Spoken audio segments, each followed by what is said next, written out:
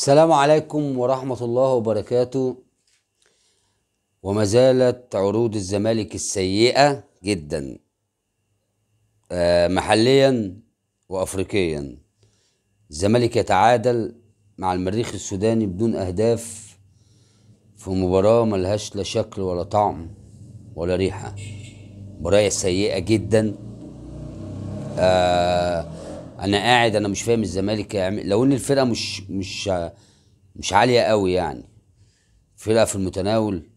بس نادي الزمالك وحش، نادي الزمالك وحش جدا و... وملوش اي ملامح. يمكن هو زي ما قلنا قبل كده برضو الولد سيف فاروق جعفر لعيب كويس، وعنده حلول. يمكن اغلبية الخطورة كان من عنده، حتى زيزو ما كانش فايق قوي علشان نادي الزمالك يفقد محطة مهمة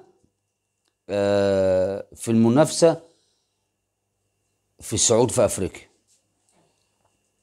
لعب جولتين، عنده بونت، وعنده المباراتين اللي جايين ورا بعض مع الترجي. العملية شايفها صعبة شوية.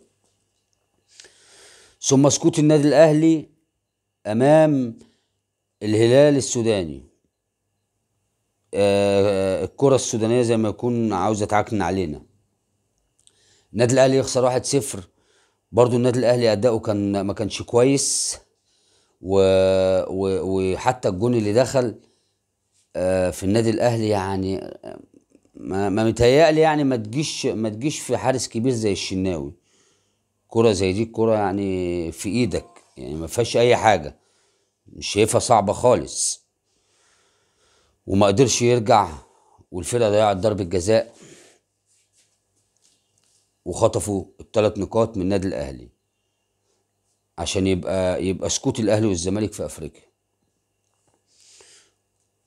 وكان في مباراتين في الدوري، بيراميدز وانبي. يمكن المباراتين كانوا جامدين، وفيوتشر والحرس. وفيوتشر قدر ان هو يحافظ على المركز الثاني. هما الاثنين 37 بونت، بتساوي مع النادي الاهلي لسه ليه مباريات مؤجله. قدر فيوتشر يخطف المباراه في الدقائق الاخيره، وبيراميدز انبي تقدم بهدف، ثم بيراميدز تعادل ثم تقدم وخطف الثلاثه بونت. طبعا الثلاث نقاط غاليين جدا في صراع المركز الثاني والثالث، لان هما فيوتشر وبيراميدز بيتساووا في عدد النقاط، وراهم النادي الزمالك بفرق 5 بونت، يعني بعيد شويه. يمكن المباريات الجايه هتبين الدنيا رايحه فين وجايه منين.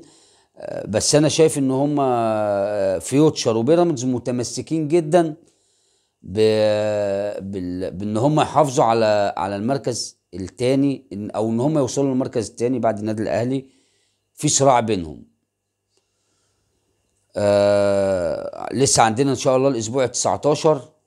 الدوري بدأ يولع فوق وتحت.